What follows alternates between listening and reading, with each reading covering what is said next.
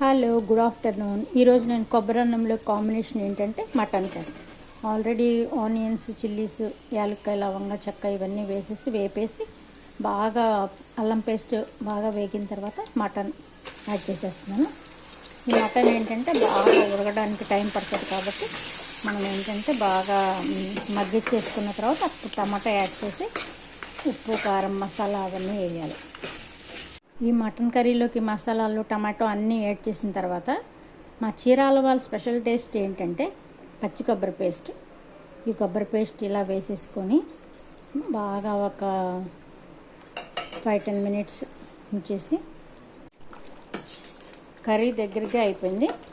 ఇప్పుడు మనం ఏంటంటే లాస్ట్లో కొత్తిమీర వేసుకొని మనం గార్నిష్ చేసేసుకుంటే తినడానికి చాలా బాగుంటుంది అన్నమాట.